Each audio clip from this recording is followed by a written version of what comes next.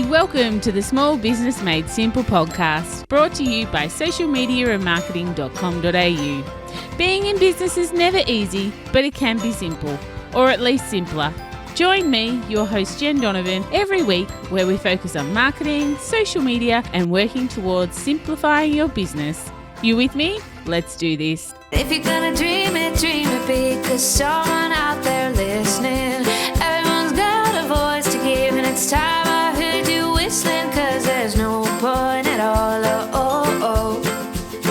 in dreaming small. Why, hey there, my fabulous listener. Welcome to episode 278 of the Small Business Made Simple podcast. Thank you, as always, for lending me your ears today. I know you have lots of choices of lots of things you could be doing with your time, and I really do appreciate, therefore, you making my podcast and time with me part of your day. If you're a first-time listener, then super welcome to you. I'm really excited to have you here on this Small Business Made Simple podcast journey. Before we get started, I just wanted to let you know, in case you're looking for the show notes for this episode, that they can be found on my website at socialmediaandmarketing.com.au/278, because we are on episode 278. Did you get a chance to listen to last week's episode? I went through all things Facebook, actually, and the evolution that's happening over there on how to use the platform in 2024, things that are changing, things to look for. It was a pretty interesting podcast. Lots of people reached out and were kind of like, hadn't really thought about it like that, or I need to reinvest in Facebook. You've encouraged me to go back and have a look there because I'd been concentrating on Instagram or LinkedIn or TikTok. So yeah, it was a good episode. Head back there when you're finished listening to this one if you haven't listened in already. Now, it probably won't surprise you to know that I stalk other people's social media. Including people who are actually in the same industry as me. I like to call it research, not so much stalking. But I came across a post, actually a poll the other day, where a business coach was asking their audience, what are you really, truly struggling with and need direction for now you're heading into a brand new year? And I was a little bit surprised at the answers. So it was a poll, so it was generated. It had some answers generated, but the most clicked answer by far was that people needed more leads in their business. It was quickly followed by they needed to grow their email list, which I thought, well, yeah, that's kind of leads as well though, right? So people need more leads. And if you're selling something other than yourself, so if you're not selling coaching and mentoring, like I sell coaching and mentoring, but maybe you're selling other types of products and services, then it really is a numbers game. You need to attract X amount of people to get X amount of people into your funnels, to get X amount of sales and make X amount of money. Like you won't get, if you get 100 people into your funnel, you don't make 100 sales. Like it doesn't work like that. Your conversion, or if your conversion does work like that, please reach out. I seriously need to know what you are selling and how you do that. Because for most of us, we might need 100 people to come into our world to get 80 people into our funnel to make 5 sales, to make 10 sales, to make $10,000. It really is a numbers game. And depending, of course, on what you're selling is depending on how many numbers you need at that very top of the funnel. And you do actually need to know what your numbers look like and your conversion rates. So I'm no finance person, so I'm not going to sit here and talk to you about conversion rates. It's not my jam for teaching that sort of stuff. I know my own numbers and I know how to work out how you get to those numbers, but I would leave that sort of stuff to someone in finance to explain all that. So if you don't know your numbers, then this is your nudge to go and get to know them and snuggle up closely to them, because they will change your world. Data will change the way you do business if you just allow yourself to learn about the data you need to know. So let's have a look, I guess, if leads is something that, according to that poll, lots of people need into their business. How do you get more leads into your business? I've got 5 ideas for you here. Now, the first idea is email marketing. Now, come on, you knew it would be on the list, yeah? I love email marketing after all, but lead magnets, the little pieces of gold that people are willing to exchange their email addresses for, is how you build one way you can build your email list. And if you want to play the numbers game, then starting to build your email list to be able to nurture your subscribers until they're ready to buy or until they're ready to buy again is the numbers game. Leads don't fall out of the sky. And as I mentioned a few episodes ago, I've just changed over all my lead magnets for the new year. And honestly, it took me a couple of days to create all of the system that needs to be done to have a lead magnet. I had to create the lead magnets or adjust them. I had actually created most of them last year. I just hadn't had time to do anything about them. I had to write all the email sequences that sit behind them. I had to put the code into my website so that people like you can actually go to my website and see them and have a link to click. And all the other buggerizing around that I had to do to get those lead magnets so that they could start generating leads in my business. But leads are important and email marketing is important to me. So it was well worth the hours it took me to do that. I did think quite often I need an assistant to do this, but I think by the time I taught someone to do it, I could probably have done it myself, which, is a really bad way of thinking. But anyway, I haven't changed my lead magnets in quite a few years. So it was a great exercise because now I can teach other people how to do that. And once you have lead magnets, though, the other thing that people fall down is they create their lead magnets, they put them on their website and wonder why no one subscribes because they don't know they're there. They forget to tell the world about these amazing lead magnets that they have. So if you have lead magnets, and you're not posting about them on social media and sharing them in email marketing and talking about them when you stand on stage or at networking events or what other marketing you do, then that is why your lead magnet is not converting and creating leads for you. So the second way that I see that you can create more leads in your business is through paid ads, because not all marketing is free. After all, sometimes we actually have to pay for leads. And if you head back to my episode 264 with Bianca McKenzie, where she talks about how lead generation ads are probably the most effective ads that are working on Meta. And as long as you have the systems and processes in the back end to convert your new leads, aka email sequences and email marketing set up with the end in mind, and the end being whatever it is you're trying to sell them, then, lead generation ads could work quite well for your business. And if you know the lifetime value of your client, then you know how much you can afford to spend on ads and still get a good return on that investment. So again, you need to know your numbers here.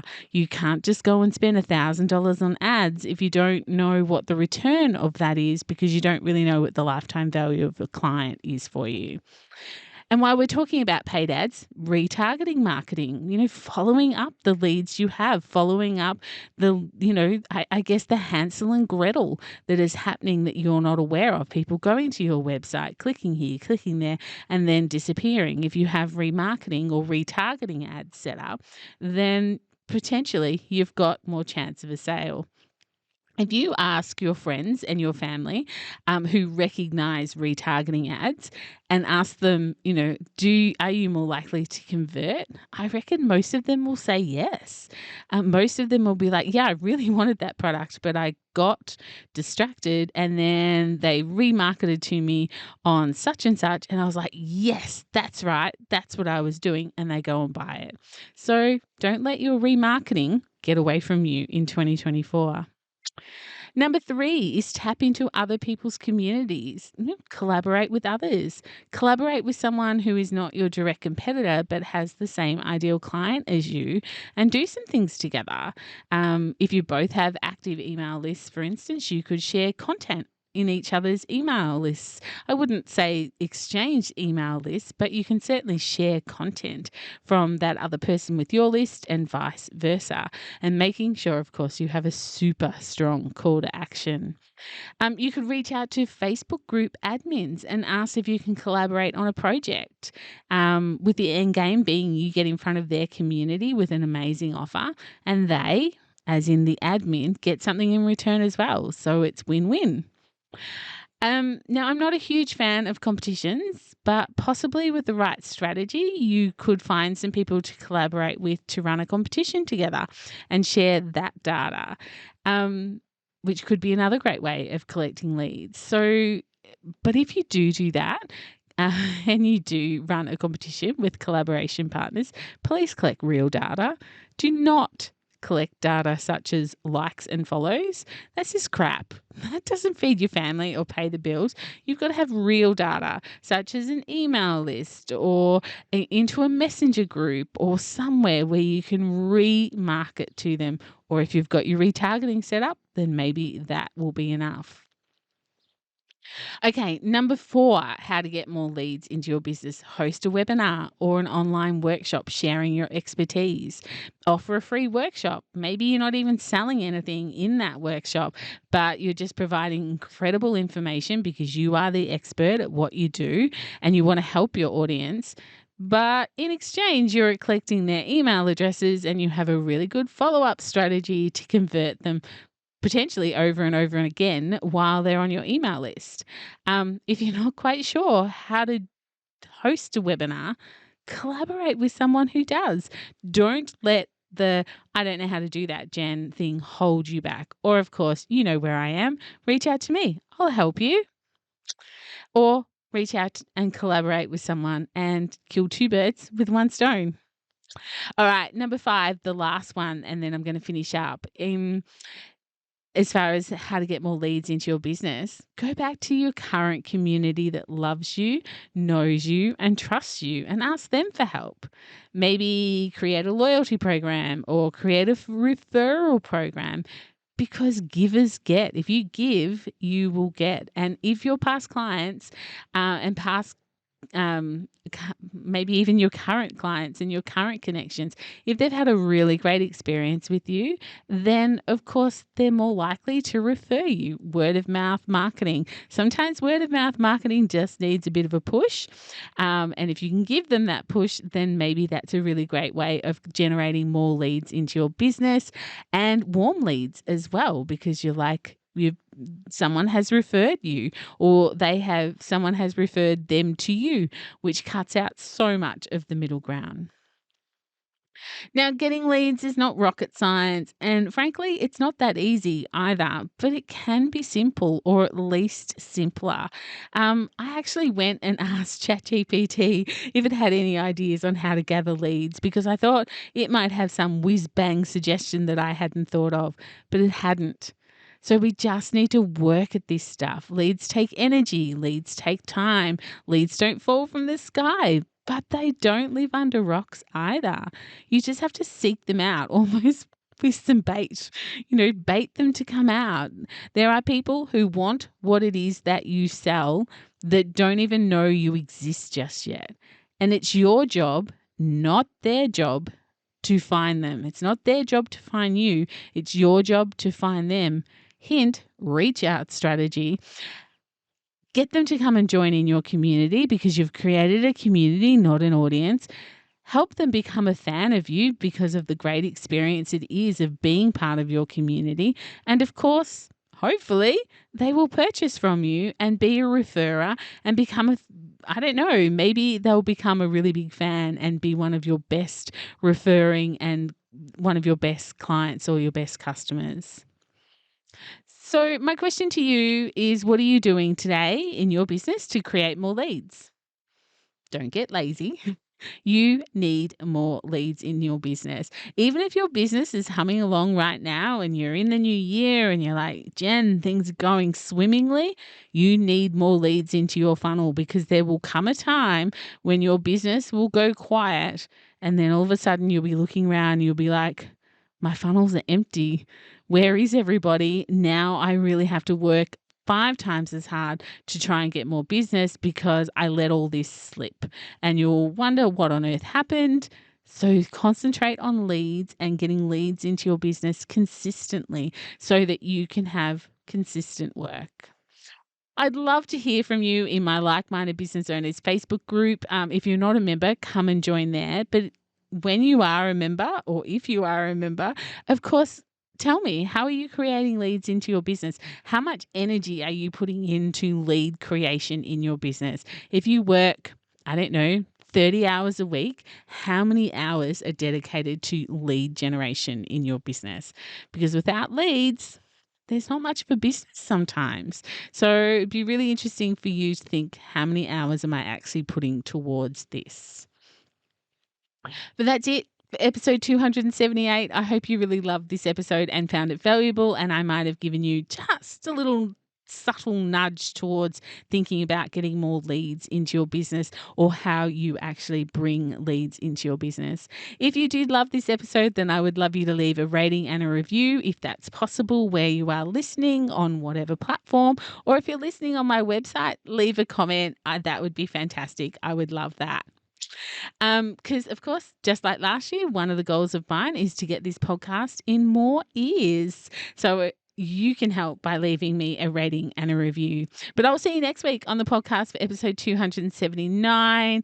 If you have any suggestions for podcast topics, please sing out. After 278 episodes, sometimes my brain goes to mush when I try and come up with ideas for podcasts. So I would love to hear what your ideas are.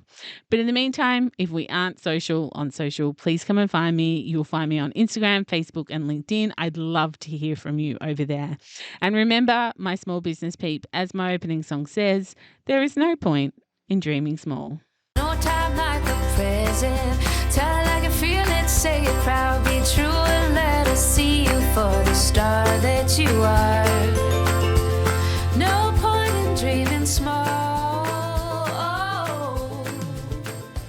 I would like to acknowledge the traditional custodians of the land, the Yorta Yorta people, on which I record this podcast and conduct my business today, and pay my respects to their elders, past and present. I extend this respect to the Aboriginal and Torres Strait Islander people here with us today as well.